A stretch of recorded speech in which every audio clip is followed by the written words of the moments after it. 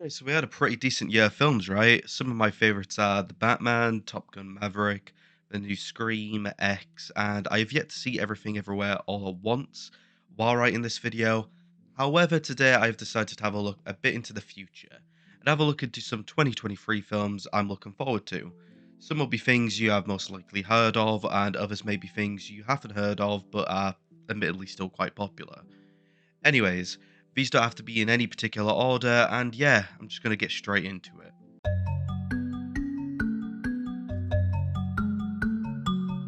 Cocaine Bear is a thriller which is being directed and produced by Elizabeth Banks while being written by Jimmy Wardham.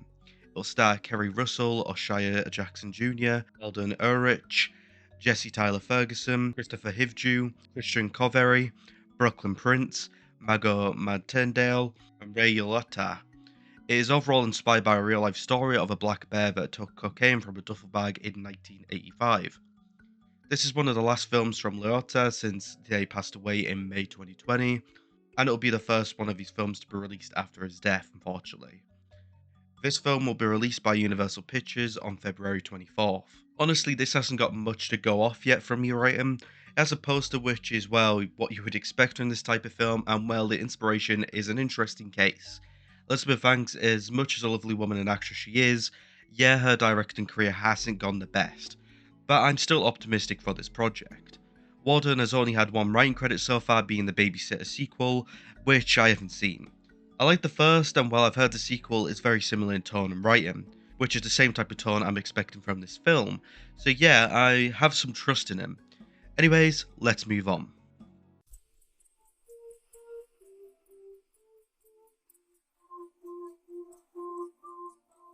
Barbie is clearly based on the fashion doll line by Mattel. This film is being directed by Greta Gerwig with Noah Baumbach. Margot Robbie and Ryan Gosling will star as Barbie and Ken. As you should know, we've had a mix of thousands of Barbie CG DVD movies, and this will be the first movie for the character that will both be live action and be in theatres. This film was actually announced all the way back in 2009 by Universal, and Lawrence Mark was originally producing. However, the film did not begin development until 2014 when Sony Pictures acquired the rights. It then went on to have many writers and directors as the mentioned CGI DVD movies. Heck, even the main star was casted twice in this period. Sony then lost the rights and were now in Warner Bros. Hands. Robbie was cast in 2019 and also serves as a producer. Gerwig was confirmed as director and co-writer with Bonmash in 2021. Gosling and the other cast members were announced early this year, and filming began in March in England and it finished in July. The film will be released on July 21st. I know what you're thinking, really? This is on the list? Yes, it's because I'm going to ignore the main toy line and the DVD stories here. This seems very independent and seems like it's going to make fun of the toy brand itself. In then, there are some great names in this cast and crew, even with it seeming to have a Truman Show type of plot, and plus I love the memes already. Anyways, let's move on.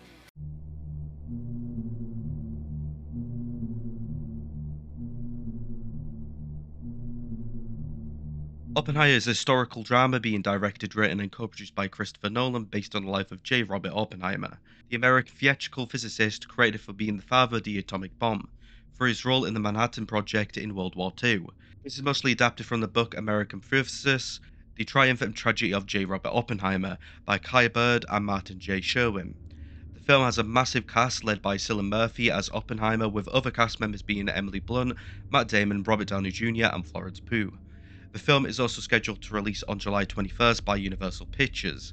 This is the first film from Nolan not to be distributed by Warner Bros. Since Memento.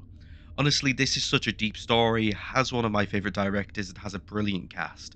There is not much to add. I also very much love the marketing they have doing for this film so far. Anyways, let's move on.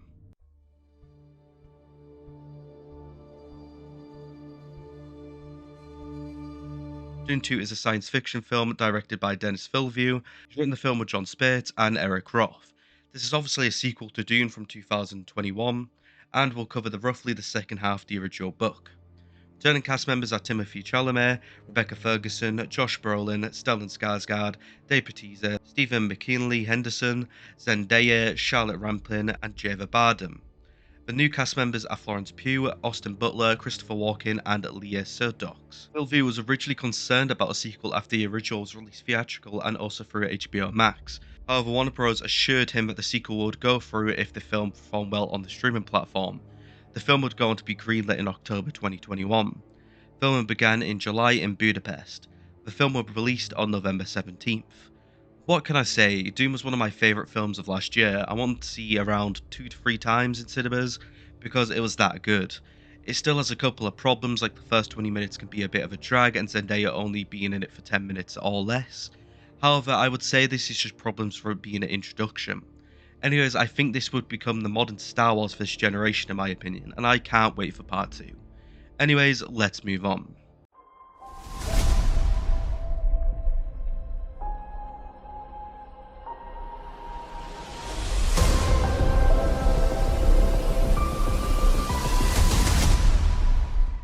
The Mario movie is based on the Super Mario video game franchise. It is being produced by Illumination in association with Nintendo and being distributed by Universal.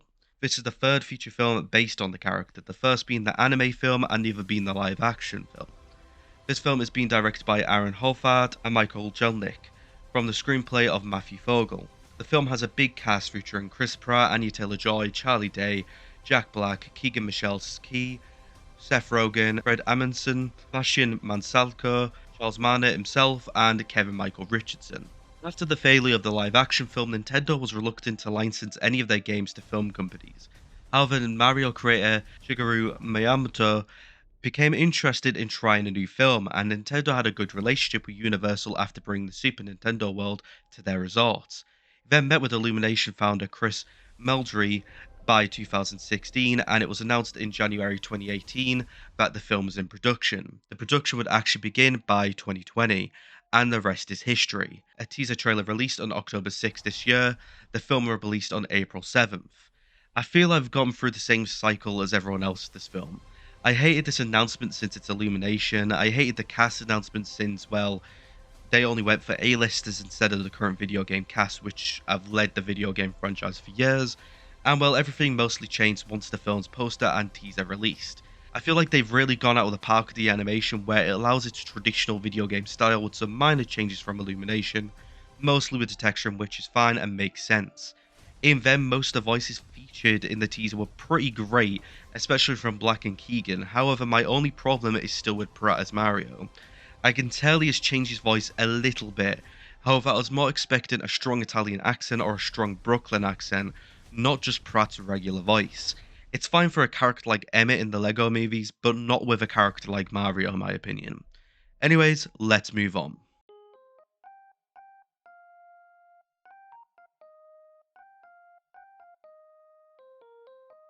Guardians 3 is a superhero film, as it says in the title, based on Guardians of the Galaxy. This is produced by Marvel Studios and distributed by Disney. It is completing a trilogy of films about the team and is going on to be the 32nd film in the MCU. It's once again written and directed by James Gunn with a stacked cast including Chris Pratt, Zoe Saldana, Dave Bautista, Vin Diesel, Bradley Cooper, Karen Gillan, Tom Clanfett, Elizabeth Debicki, Sean Gunn, Sylvester Stallone, Will Porter, Jowicki Uwuji, and Maria Balkova. Like the previous film, this is about the team defending the universe while also protecting each other. Gunn said in November 2014 that he had initial ideas for this film and announced his return in April 2017. Disney, however, would go on to fire him in July 8th following a brief controversy about his old tweets, but the studio would reverse this in October of the same year. This was then made public in March 2019 with production set to resume after he would complete his work on the Suicide Squad and Peacemaker. Filming began in November 2021 at Triller Studios in Atlanta, Georgia, and lasted until May of this year.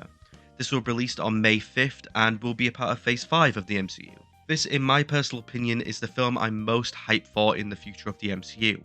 Just because the Guardians films are the both fantastic and the most consistent franchise in the MCU in my opinion. I also am a massive fan of most of Gunn's work. Mentioned in the Suicide Squad, that was my third favourite film of last year, and I found Peacemaker hilarious. So bring on Guardians 3. Anyways, let's move on.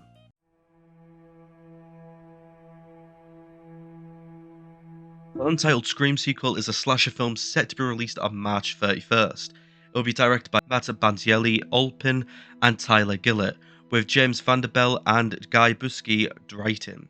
Mentioning right is the original writer of the first, second, and fourth. Kevin Williamson will be returning as executive producer. The film will have returning stars including Courtney Cox, Jenna Ortega, Melissa Barria, Mason Goodwin, Hayden Pantier, and Jasmine Saver Brown. New cast includes Dermot Mulroney, Henry Saverny, Samara Weaving, and Tony Ravololi.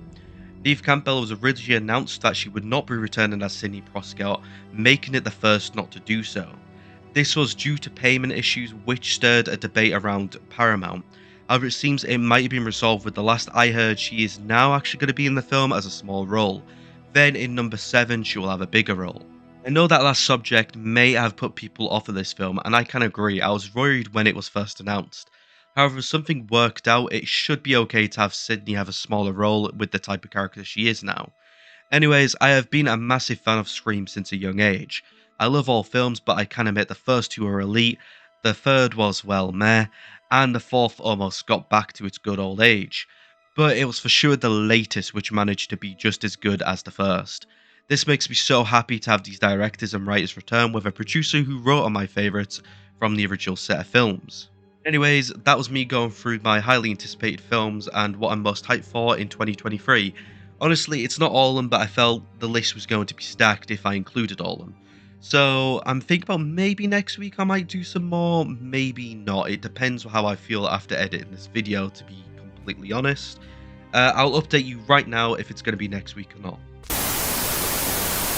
This is just an update on, well, what next week's video is, and it's going to be another 2023 video.